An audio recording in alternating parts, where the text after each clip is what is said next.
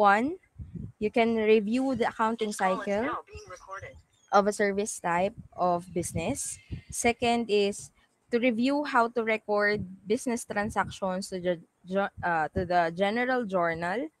And third is to review the parts of a general ledger based on our lesson on week 5. And the last objective is the general objective of this session, or the purpose of this meeting is for you to post transactions into the general ledger.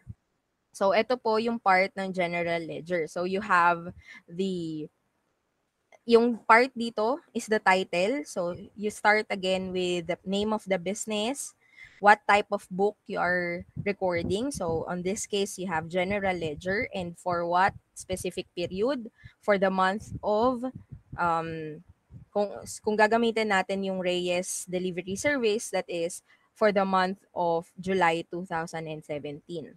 And then you have to write the account title. So ito po kasi ang posting or yung general ledger again is the groupings of the accounts. So lahat ng cash magkakasama, lahat ng accounts receivable magkakasama, so on and so forth. So you start with the account title, so let's say cash, and then the account number based on the chart of accounts. And then you have the date column, explanation column, reference, debit, credit, and balance. Or etong dulo, yung balance, is also is ano ba tawag dito? Pinaigsi na term or word for dapat kasi that is running balance. Pero balance can be used na lang sa discussion. Okay, running balance. So let's start with the discussion. After journalizing the business transactions in the general journal and special journals, the company will now proceed with the process of posting. Posting, so this involves the transferring of journal entries to the ledger accounts. So ayun nga, to bring the effect of bring together the effect of the transactions to the individual accounts of the company. Pagsasama-samahin lahat ng accounts na pareho. Halimbawa, lahat ng cash magkakasama, lahat ng accounts receivable magkakasama para malaman na kung yun yung binabanggit ko noong nakaraan na kunwari may utang sa'yo si customer.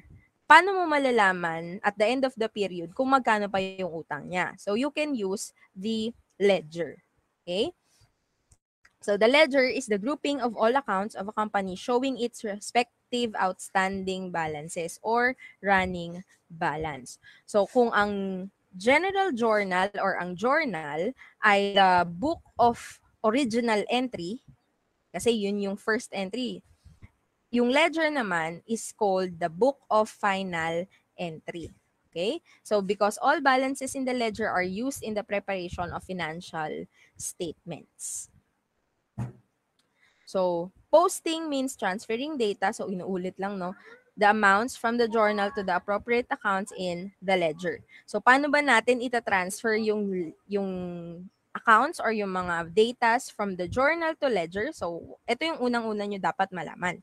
That debits in the journal, if cash is debited, then on the ledger, dapat cash should be debited as well. Okay? Debits are posted as debits in the ledger and credits are recorded as credits in the ledger. So again, these are the steps. One is you write the title. So before yung title, kailangan muna yung page title. Okay? So you have the business name, the general ledger, and then the period you are recording for the month of. Ganun ulit. As well as yung page number. Yung page natin, magsa-start tayo sa GL to indicate general ledger. So, GL1, GL2, GL3. Second step is to write the account number corresponding the account title. So, you will refer again to the chart of accounts. Third step is find all transactions with the same account you are posting from the journal. Halimbawa, ipopost mo na lahat ng cash. So, ang gagawin mo, hahanapin mo lahat ng may cash sa journal, then ita-transfer mo yon sa ledger. So, itong mga to, ipopost, papakita ko na lang sa inyo, tapos gagawin ko siya in, ano ba tawag dito? During our application. You can screenshot this or, though, bibigyan ko din naman kayo ng kopya nito. Ayan. 4, transfer the date. 5, write the explanation. 6, transfer the page number. Post debit. So, itong mga to, yung from 4 to 10, gagawin nyo siya sa bawat account na ipopost ninyo. Post the debit amount, write the running balance, then babalik kayo sa journal. So, ganyan yung itsura ng ating general ledger for cash. Ayan, yung sa transaction natin. So, ito yung gagamitin natin. Ito yung transaction natin last week, yung week 7 application, yung Reyes Delivery Service, yun yung gagamitin natin to prepare or to post sa general ledger. So, let me just share my screen. So, wait lang.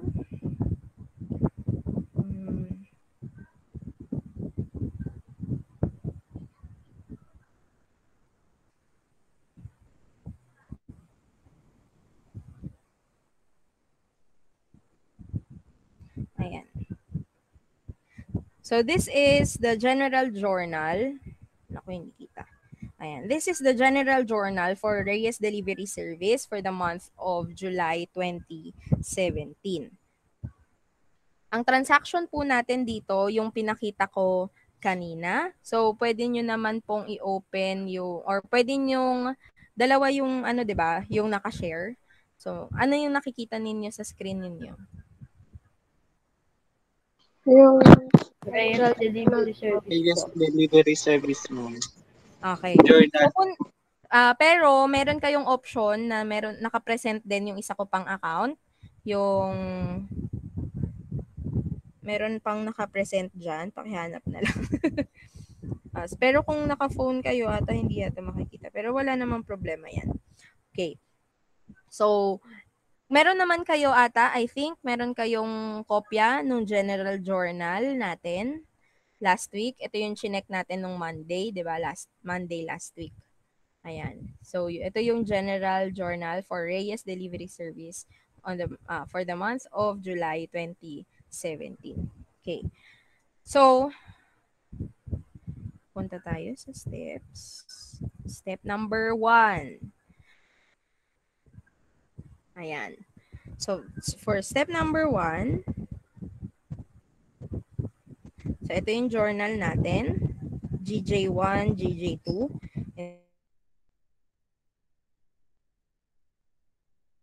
Na available sa inyong columnar. Mabagal ba talaga ang internet? Opo, ma'am. Wait lang. Malabo, no? Sige. Mag-data ako.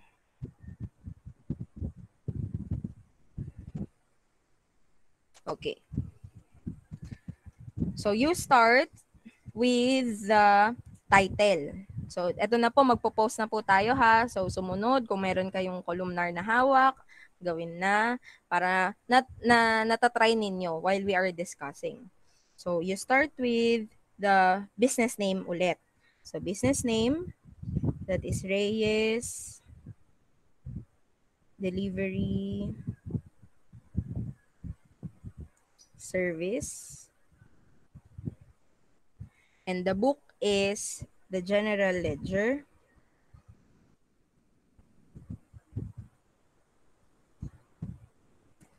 Period for the month of July 2017. And then page number GL1. Okay? To indicate again, General Ledger 1. Tapos, ito pong nasa screen ninyo, ginaya ko yung format ng columnar para wala lang. Ayan. So, you start with, so hindi kayo magsa-start sa anong tawag dito? Paano ko ba i-explain? Wait lang. Titingnan ko yung columnar ng mga students ko dati ko ano itsura ng ledger. Okay. Okay. You start with, so kung ano yung pagkakasunod-sunod ng nasa chart of accounts, so you start with assets, then followed by liabilities, income, expenses, or sorry, equity pala, income, then expenses. So, sa ating chart of accounts, if you have a copy nung transactions or yung charts of accounts natin, meron, we will start with cash. So, ibig sabihin, we will find all accounts or all transactions in the general journal na mayroong cash. So, kasi nga ledger, magkakasama dapat lahat ng same accounts.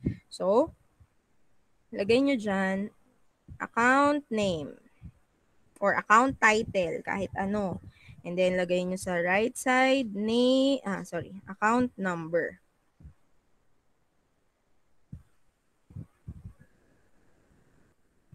Ayan. Or account number. Ayan. Ganyan siya. Account name, account number. So, dahil magsa-start tayo sa cash, sulat ninyo cash. And the account number for this is, or the reference number is 101. Tapos, parts of the general journal or general ledger is date, then explanation, then reference. Halo, hindi ko nahiwalay.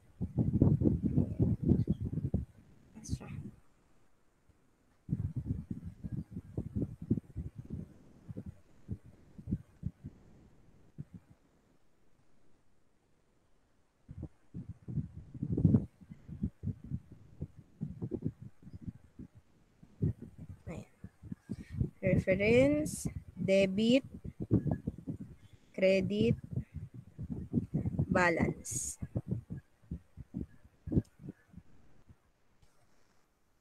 Okay po? Nakakasunod po? Opo. Yes po, ma'am. Ayan. So we have the first step, second step, third step is to write the date of find all transactions. So, pupunta kayo ngayon sa General Journal. Hahanapin nyo yung lahat ng may cash. So, ito yun. Cash. Cash. Cash. Hindi nyo bibilugan ha, para lang ano lang natin to.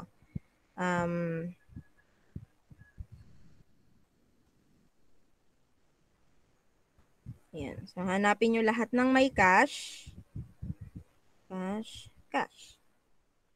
Okay? So, ibig sabihin, lahat ng yan, itatransfer natin sa general ledger. Okay? So, we start with, so, balikan natin. Ayan. Unang transaction na may cash is July 1.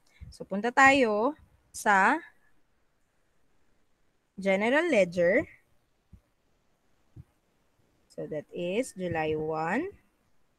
So, unang step, third step, ano ba? Pang-ilang step na? Ulit.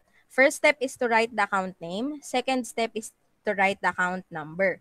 Third step is find all transactions that has the same account name. Okay? So, since cash yung i-record natin muna, hahanapin natin lahat ng may cash. And then, fourth step, yung fourth to 10th step, per transaction ang gagawin. So, first is step number 4 is the date of the transaction na merong cash. So, that is July 1. Nakasunod po? Opo. Okay. So, pwede nang hindi natin siguro ilagay yung year kasi may year naman sa title. So, we can just write July 1. July 1. Then, yung explanation natin. So, first is the date. Tapos, pupuntahan nyo dun sa July 1, yung explanation. Ayan po. Yung explanation. Okay? So, pwede na nating tanggalin yung to record na word kasi lahat naman niya may to record. Okay? Ilagay na lang natin yung words after the words na to record. So, ang ilalagay natin dito, ang ilalagay natin dito is investment of owner. Yes, Mr. Betita. Ma'am, possible po ba ma'am na yung July 1 po palitan po ng 06/01 po? Hindi kasi wala siyang naka-indicate kasi malay mo ano pala, day, month, year yung nakalagay. Okay po. Kasya yan, pagkasyain nyo, kasya yan. Yes, Miss Season. Ma'am, kung ano po bang nakalagay sa explanation mo nung unang natin, ma'am, ayun ma'am ilalagay na explanation sa general ledger? Yes. Okay po ma'am, thank you po. So, magva-vary again yung explanation. Depende kung paano nyo in-explain yung answer ninyo or yung record, yung, anong tawag dito? Yung transaction. Yes, Miss Bacabis. Ma'am, clarify ko lang po. Buburahin po yung, kahit burahin na po yung to record, tapos yung exact explanation po na nilagay po dun sa general. Yes. Opo. Kahit hindi na ilagay yung to record. So, explanation mo lang for that specific transaction, tatanggalin mo lang yung word na to record. Ayan. Okay. So, fourth step, write the date. Fifth step is to write the explanation from the general journal. Next is reference. Okay, so reference column is used to identify or to, ano man tawag dito, to indicate na nai-record mo or yung pinanggalingan, saan nanggaling yung i-record mo dito sa general ledger. So, ilalagay mo siya dito. Anong page ba nanggaling? Yung July 1 transaction, that is GJ1. So, pupunta ka doon. Then, write GJ1. Ay, GJ1. Ayan. And then, sabi nga sa posting, kung ano ang balance niya kung ano yung balance ng cash sa general journal, yun ilalagay ninyo. Yun yung magiging balance niya sa general ledger. So, going back to the general journal, on July 1, cash is debited. So, i-record natin siya dito as debit din.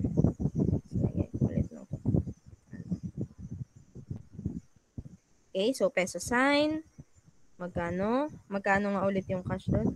800? 800,000. Okay, so 800,000 din yung cash.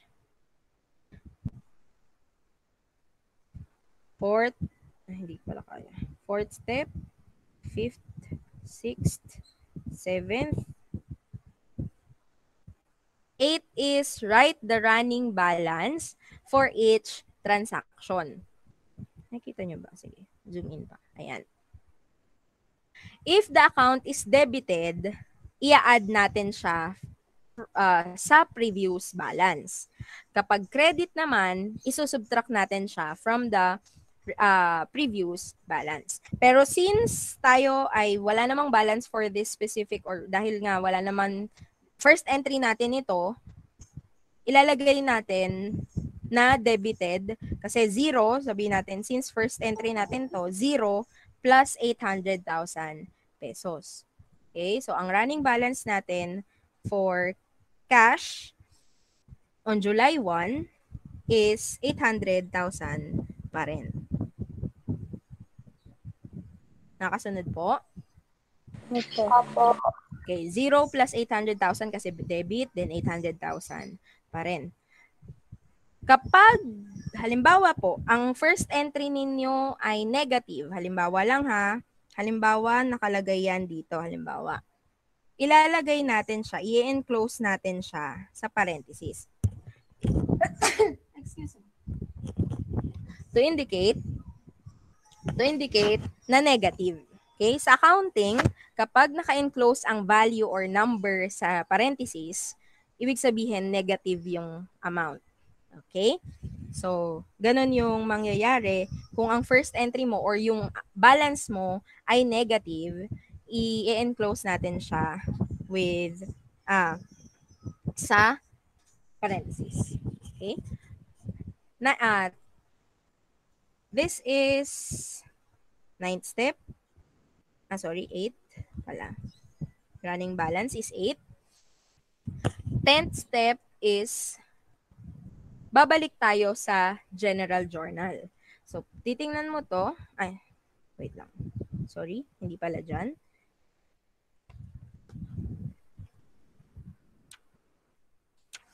Hindi sila nagsusulat ng ano.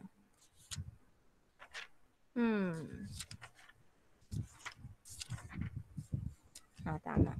Okay. Then, so 10th step is enter the account number in the posting reference column of the journal. So, babalik tayo. So, ang cash is 101. Diba? So, since na-post mo na, to indicate that you have posted cash on July 1 to the general ledger, babalik ka ngayon sa general journal at isusulat mo yung account number. So, gawin ko na lang blue para 101. Ibig sabihin, na-record mo na. Ito, sasabihin ng students, ma'am, sulat ko na lang dyan lahat ng reference number habang nag-journalize ako. Common mistake yan. Promise ko sa inyo, pag ginawa nyo yan, malaki yung chance na magkamali kayo. Okay? So, kaya mas maganda, sundin ninyo yung steps ng pagpo-post. Okay? You start with the account name, account number, the date of the transaction you are posting, the explanation, page number na pinanggalingan, then the balance, the account amount, debit ba siya or credit dun sa general journal, and then the running balance. After that, is babalik kayo sa general journal, ilalagay ninyo yung account number dito. To indicate nga na nai-post nyo na siya. Maliwanag po? Yes po, ma'am. Okay. Next step is hahanapin natin. So, maghahanap ulit tayo ng cash. So, since cash yung nire-record natin, lahat ng cash, uunahin nating i-record or i-post. So, ito na yung sunod. July 2. So, pupunta ulit tayo dito. July 2. Ano yung explanation natin sa July 2? Borrowed amount, to record borrowed amount from PNB. Yes, Mr. Navalta. Wala na pong space pag mag-July 2 na po. Anong wala ng space? Yes. Wala na pong space. Yes. Thank you po, ma'am. Okay, so we have borrowed amount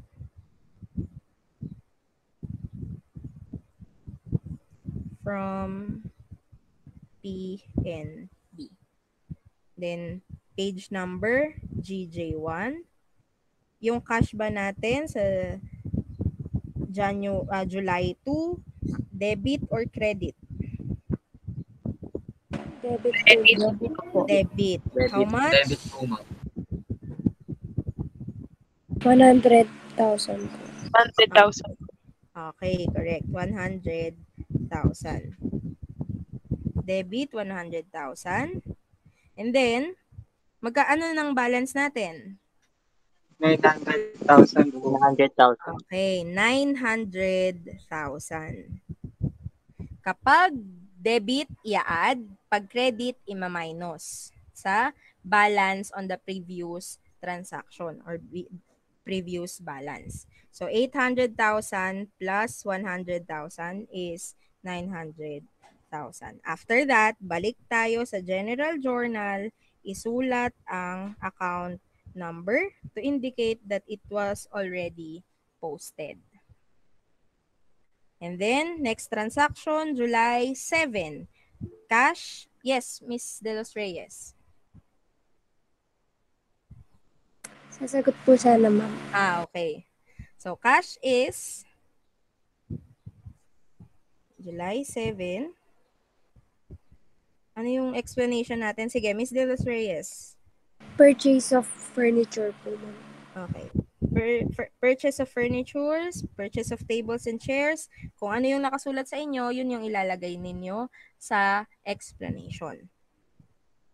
Purchase of tables and chairs or furniture. Then, page number, GJ1. Magkano? Ano yun? Debit o credit? Credit po, Credited ma'am. po. Okay, correct. Credited ang cash amounting to 45,000. So, this is now. So, again, first entry lagi ay may peso sign. So, this is 45,000. Magkano na ang balance natin? 855,000 po. Correct. 855,000. Di ba madali lang? Kasi kukopyahin nyo lang yung answer ninyo sa general journal. So, pag may mali sa general journal, ayan. Magkakaproblema kayo. Okay? Next.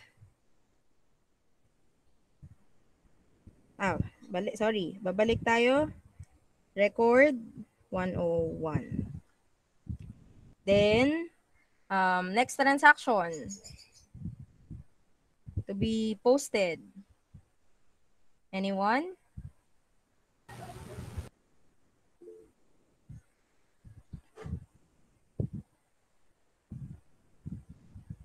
Sige. Jasper. Sino pong Jasper, ma'am? Sorry. Betita. July... Ma'am, patas nga po ulit. July 18 po, ma'am. Okay. Sige. Tuloy mo, Mr. Betita. July 18. July 18 po, ma'am. Tapos ng explanation, withdrawal of owner po, ma'am. Okay. Withdrawal of owner or Ay, cash 15 withdrawal pa. of owner. Ma'am, 15 pa lang po, ma'am. 15 ba yun? Ay, 18 po, ma'am. Tama. Ang just. 18. Tama.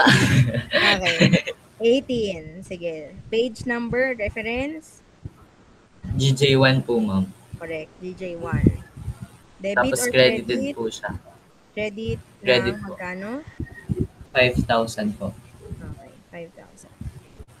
Balance?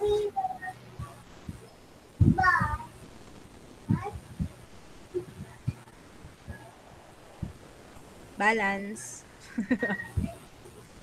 845,000 po, ma'am. Oops.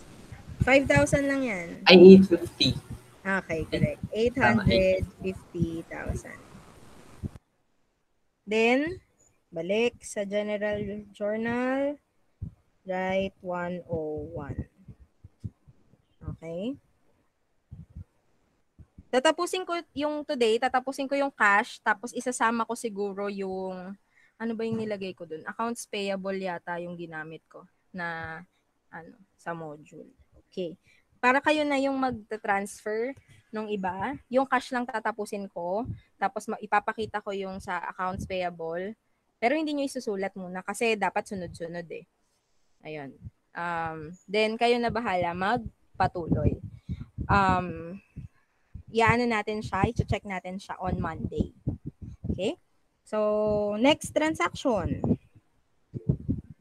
Yes, Miss De Jesus. Ano po, ma'am? July 20 po. Okay, July 20. Okay. Explanation. Pwede po, ma'am, patingin po ulit doon.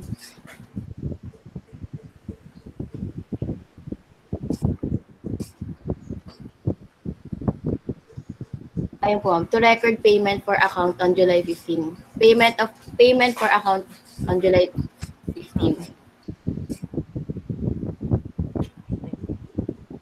Payment for account on July 15. Tama ba ako, DJ1? Apo, ma'am. Tapos po Okay, then, credit po siya, ma'am. Nasa credit po siya. magkano? 55,000 po. Okay, 55,000. Running balance? 795,000 po, ma'am. Okay, 795,000. Next. Babalik po dun, ma'am, sa sa general journal. Tapos po lalagyan ng 101. Okay, correct. Next. 21st. Ay, sorry. Yes, Mr. Magalona.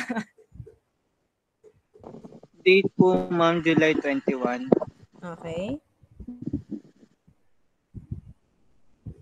Then, yung cash po, ma'am, debited ng 15,000. Anong explanation natin?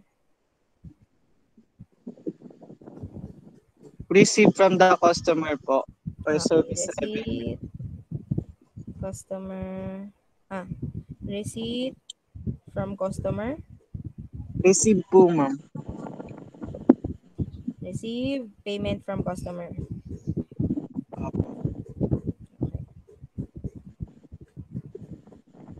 GJ1 po. Okay. Running balance. Running balance po, ma'am. 810,000 po. Okay. Kayo po ay anong tawag dito? Thank you very much, Mr. Magalona. Kayo po ay hindi anong tawag dito? Hindi pinagbabawalang gumamit ng calculator. Kaya nga 'di ba sabi kapag accountant daw or kahit kapag bookkeeper daw or ABM student, miski 1 plus 1 kina-calculator pa kasi nga ayaw magkamali. Minsan 1,000 plus 500 kina-calculator pa. Kasi nga mas maganda nang maging maingat kaysa ulitin mo lahat. Ayan. Naglalag talaga ang aking Yes, Miss Asibar.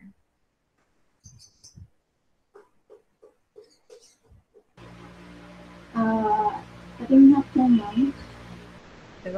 Babalik ako dito to write 101. Yes, Miss Asibar. Next transaction. Ano po, ma'am?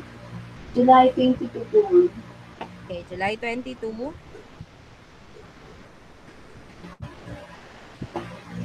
Tapos, hindi ko po nakita yung explanation po, ma'am. Ang bagal ng internet ko. Pasensya na. Ano po, ma'am? Payment for gas. And Gas and oil. and car repairs. Ayan. Payment for gas and oil.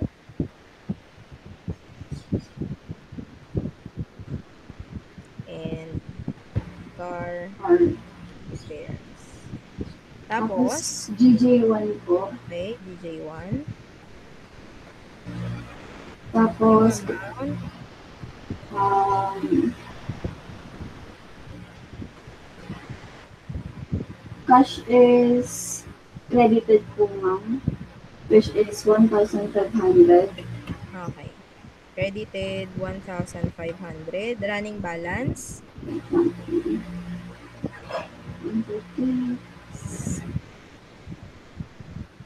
811,500 po, ma'am. Credit. Ay, Credit. minus po pala, ma'am. Minus. Okay. 8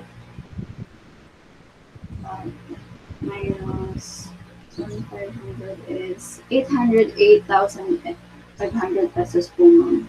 Okay, correct. 808,500. Next.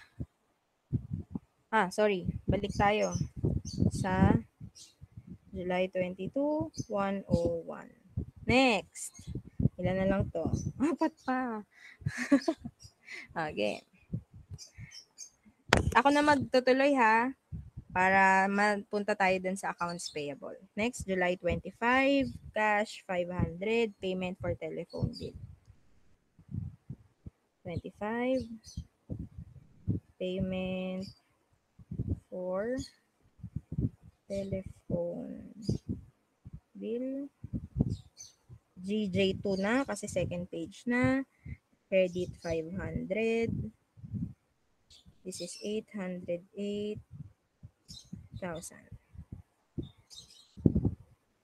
Sorry. Balik, 101. 27, cash debit 10,000. 50% cash payment for service rendered. So, pwedeng ganun. Pwedeng yung putulin kung hindi naman siya magiging kung pwede nyo pang paisiin kung gusto, kasi mas maganda kung sa isang line lang yung explanation. 27, 50% payment for services rendered. GJ2, 10,000 debit. That is 818,000.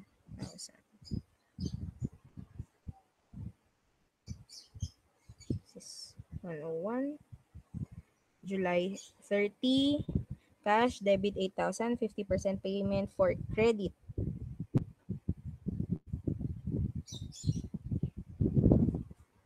Lagay natin. 29 ba? 30. Sorry. 30. Payment. Ano nakalagay? For credit.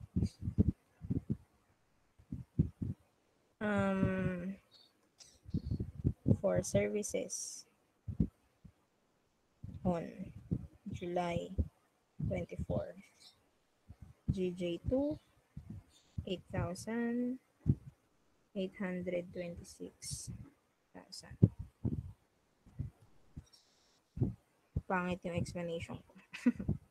Then, on July 31, cash, credit 19,000, payment for salaries and rent.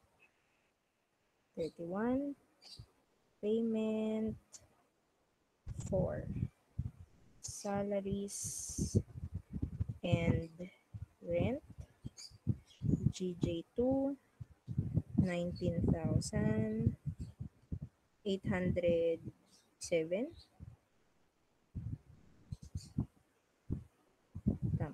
Tama ba?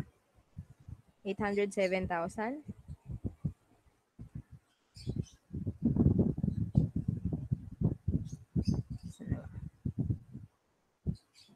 Tama, 807,000. So, yan na yung balance natin for cash. So, yan na yung ating general ledger for cash. Then, yes, Miss De Los Reyes.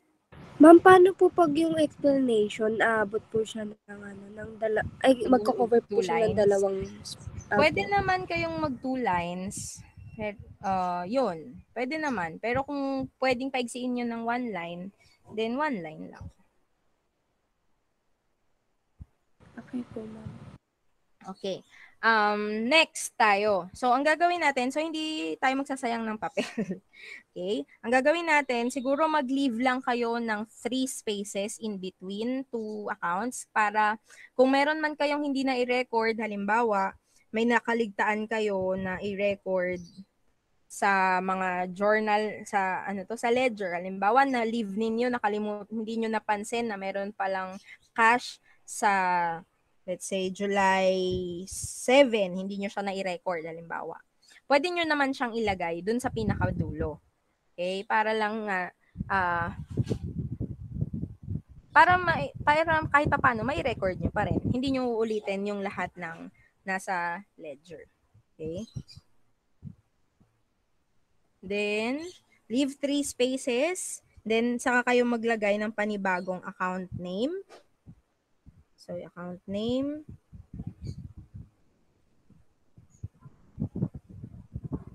account number, Then, ulit yung ganito ninyo. Date, explanation, susulat nyo ulit siya.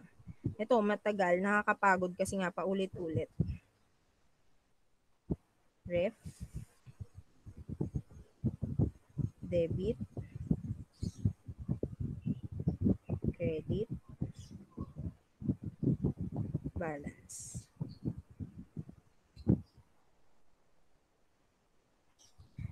Yung iba, pinapalagyan ko ng ganyan.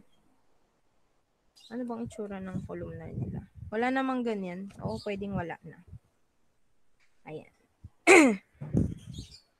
Okay?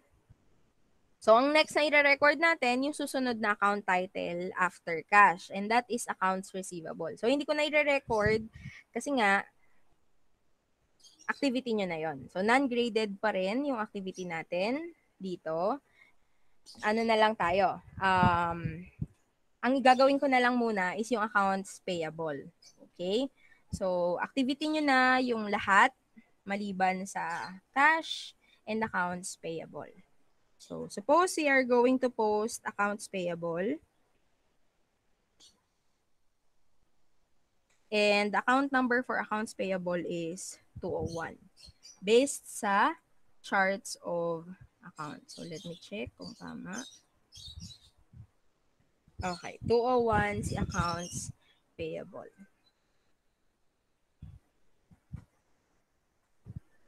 Okay. So again, hahanapin natin lahat ng may accounts payable sa transactions. Accounts payable, so we have July 2, July 15, July 20, meron pa ba? Sa 21, 22, accounts payable, wala na. So, tatlo lang. So, we only have July 2, July 15, and July 20. So, July 2,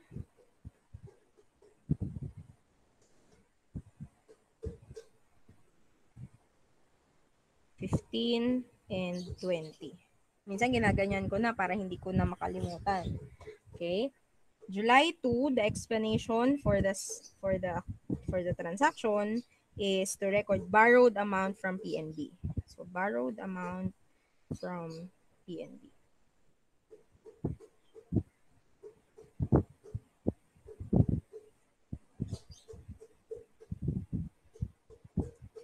GJ1, debit pa yun? Credit. Credit si accounts payable, 100,000. So, tingnan nyo po ito. So, peso sign, 100,000. Ay, ala siya. Ayan. Tingin po sa screen. Paano yan, ma'am? Yung first entry natin, credit. Paano ko ilalagay yung balance? Yes, Mr. Magalona. Parenthesis 100,000 po. Okay, so we have the peso sign and then saka kayo maglalagay ng parenthesis. So, balance niya is 100,000. Ibig sabihin, credit yung balance. Okay, pag naka-parenthesis, credit yung balance or negative yung amount. Okay? Next, on July 15, so balik tayo sa GJ1, right? 201. Then, July 15, purchase of equipment on account, credit 55,000. Ano yun? Purchase of equipment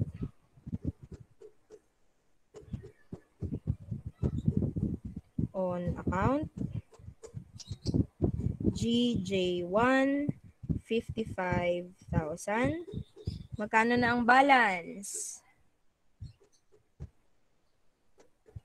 Parenthesis, 55,000. Correct. That is negative 155,000. Okay, kasi minus. So, negative 100,000 minus 55,000 is negative 155,000. Then, balik sa GJ1. 201. Punta kayo naman sa July 20. Record payment for account on July 15. So, payment for account on July 15. GJ1, debit 55,000. Magkano ang balance?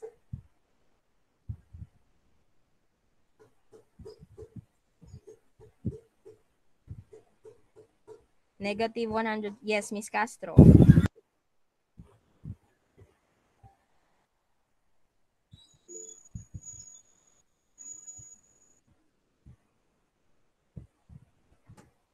Miss Castro.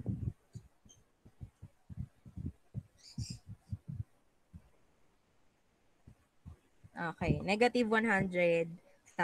Correct. So, enclosed pa rin siya sa parenthesis. So, ibig sabihin, since wala na, babalik pala tayo dun sa GJ1, right, 201. Miski ako, lagi ko nakakalimutan to, pero very important step, yung paglalagay ng reference. Okay, so ibig sabihin, at the end of, or yung July 2017 na transactions, okay lang, Miss Castro. Okay, noong July 2017, ang balance ng cash, halimbawa, balance ng cash sa bank ng business is 807,000 for that specific month. And then, yung accounts payable or yung utang is 100,000 pesos. So, credit, negative 100,000. Gagawin nyo po yan sa lahat ng anong tawag dito? Lahat ng accounts. Okay? And then, so, paano ko ba ipe-present? Sige, magsa-stop presenting ako sa phone. Tapos, ang nakapresent, resume presenting. Okay, so, ang sunod na gagawin ninyo is the preparation of unadjusted trial balance. So, ito copy siya ng module. Meron akong copy ng module dito. Sana yan? Siyempre, hindi ko ipapakita. Ayan. So, at the end of an accounting period, the working trial balance is prepared, or the unadjusted trial balance is prepared. This involves copying each account name and account balance to a worksheet or working trial balance. Hindi tayo gagawa ng worksheet. Ang gagawin natin, diretso na tayo ng trial balance and financial statements. The resulting first two columns of the worksheet are called the unadjusted trial balance. So, ang purpose po ng trial balance is to prove that we have maintained the equality of the debits and credits. Okay? Kaya siya sinabing trial balance kasi we are trying to balance the debits and credits. Okay? In the preparation of an adjusted trial balance, the last row of the running balances in all the general ledgers at the end of the reporting date are forwarded to the appropriate column. Okay? So, halimbawa, ito makikita ninyo, ito dapat yung magiging sagot ninyo. So, dapat, kung ipopost ninyo yung inyong transactions sa general ledger, kapag gumawa kayo ng trial balance, dapat ito yung lalabas. Okay? So, halimbawa, katulad nito, cash, nakikita po ba? Ayan. So, you start, the first column for the trial balance is the account number. Second column is the account title. So, naka-arrange siya ulit kung paano naka-arrange yung chart of accounts. And then, debit side, credit side, or credit column and debit column. Okay? So, sa 101, yung cash, ilalagay niyo yung account number, 101. Account title is cash. Ano ba yung balance ng ating cash dun sa general ledger? Di ba? 807,000. So, kapag ang account or yung balance mo is enclosed sa parenthesis, credit siya. Kung ang balance mo is walang parenthesis, yung dun sa pinakahuli, yung ito, yung dulong-dulo, ayan. Yung dulong-dulong yan yung ito, sorry. Ito, 807,000. Kapag yan ay enclosed sa parentheses, then credit siya. Kung hindi naman siya enclosed sa parentheses, debit siya. Okay? So, therefore, the balance for cash at the end of, or on the, the balance for cash at the end of July 2017 is, one 800 807,000. So, debit. Tapos, yung ginawa natin kanina, accounts payable. Ang accounts payable, ang debit, ang balance is negative 100,000 pesos. Therefore, the balance for accounts payable, ito po, the balance for accounts payable is credited amounting to 100,000 pesos. So, try to post all the transactions into the ledger and prepare a financial or unadjusted trial balance. Dapat, pag inad nyo lahat ng debit, ang sagot 1151. Pag credit, dapat 1151 din. 1,151,000 pesos. Yes, Miss De Los Reyes. Si Magalona po ata nag-raise. Okay. Yes, Mr. Magalona. Ma'am, possible po ba na hindi siya magpantay yung total po ng credit at balance kapag may partial payment po na nangyari? Hindi. Dapat, balance siya. Every time nagagawa kayo ng trial balance, dapat balance. So, ito po yung mga reasons. Ayan. Because the trial balance is supposed to prove the equality of the debits and credits, an accountant who finds out the trial balance does not show equality and credit in debits and credits should not proceed further into the accounting process until the error is corrected. So, hahanapin ninyo kung saan kayo nagkamali. So, pwedeng, 1, hindi nyo na-post yung transaction. Halimbawa, kaya nga yun yung purpose ng referencing. Kailangan lahat ng yung nasa journal ninyo, lahat may account number, yung merong reference. Kasi nga, makikita nyo doon kung na-post nyo ba siya or hindi.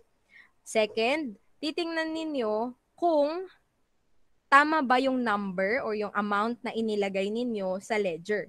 Kasi yung katulad nung nangyari, di ba sabi ni Mr. Tandog kahapon, nasa leftmost side ng journal niya yung amounts.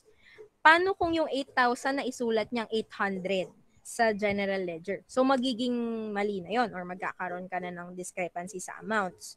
Okay? Tapos, yung sumunod mong account, instead ang nai-record mo 8,000, yung isa 800. So, magiging unbalanced na yon.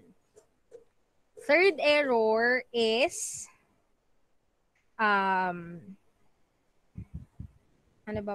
nadoble mo yung entry ng journal. Halimbawa, yung cash ng July 2 na ilagay mo ng sabay or nailagay mo ng anong tawag dito? 2 beses mong na-post. So, pwede yon. Last possible na reason kung bakit hindi balance is imbis na halimbawa sa journal debited si cash, pagkalagay mo sa ledger, nilagay mo siya sa credit.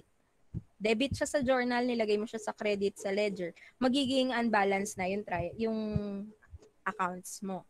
Okay, magkakaroon na ng discrepancy or magkakaroon na magiging hindi na magiging balance yung unadjusted trial balance. Okay? Pero ito po kung mababasa ninyo sa screen, kapag nag-balance yung accounts, yung debit and credit, hindi siya guarantee na perfect yung posting mo.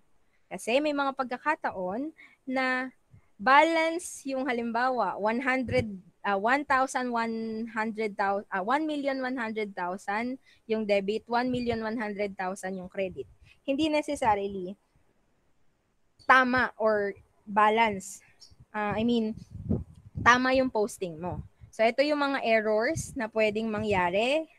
Ito yung mga reasons kung bakit kahit balance yung debits and credits mo sa UTB or unadjusted trial balance, ay pwede ka pa rin magkamali. One, na-post mo yung transaction ng 2 beses. Halimbawa, yung July 2 transaction, na-record mo or na-post mo ng 2 beses yung cash, na-post mo ng 2 beses yung accounts payable. So, magbabalance ka pa rin.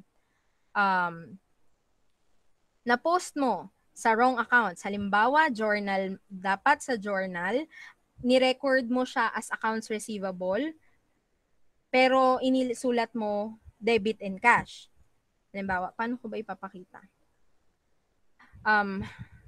Ano lang siya, example lang eh. Halimbawa nga, the transaction is rendered service on account amounting to 5,000. So, dapat ang record doon, di ba, debit on accounts receivable. Kung ini-record mo siya as debit on cash, magiging balance pa rin yung iyong amounts. Wrong accounts nga lang. Okay? Transactions is not posted. Halimbawa, yung buong July 2, hindi mo na i-post, magbabalance pa rin yung UTB. Transaction is not journalized, ganun din. Errors offset each other. So, yung errors offset each other, parang katulad lang siya nung pwedeng maging under niya yung transaction was posted to the wrong accounts. Errors offset each other. Halimbawa, may ni-record kang 800, yung amount nga, ayun, halimbawa, kung ang akala mo 800 lang, ni-record mo parehong accounts 800, pero dapat 8,000, then, error pa rin siya. Balance nga yung UTB, balance nga yung debit and credit mo, pero mali yung amount. Okay? So, yun yung mga natin. So, yes, Miss De Los Reyes. Ano po, ma'am, pag kunyari po, ang lumabas na total amount na natira, total amount po sa accounts payable is 0 na po. 0 na po yung naging, yung parang balance po yung sa general ledger. Necessary pa rin po ba na ilagay siya sa trial balance, yung 0 na amount? Yes, ganito yung ginawa ko katulad nito. Sa chart of accounts, merong notes payable. So kailangan mong i-record yung ledger kahit walang laman. So kapag nilagay mo siya sa UTB, blanco yung notes payable. Ibig sabihin, 0 yung balance. Okay po, ma'am. Thank you. Ganun din sa ibang accounts. Questions pa before we end? 1 minute na lang pala to. Questions? Wala na po ata, ma'am. Sige, try nyo munang gawin yung posting. Malamang yan sa malamang, magtatanungan kayo, bakit ganun yung balance, ano yung balance sa cash. So, ito yung tamang balances. Cash should be debit account 807,000, accounts receivable should be 10,000, notes receivable is 8,000, equipment is 55,000, so on and so forth. Yan. So, ito, pwede nyo gamitin na checking. Tapos, kapag may tanong kayo, halimbawa, magtanong muna kayo sa klase ninyo, bakit ganito? Bakit yung balance ko sa, let's say, sa service revenue, 45,000 lang. Ganun.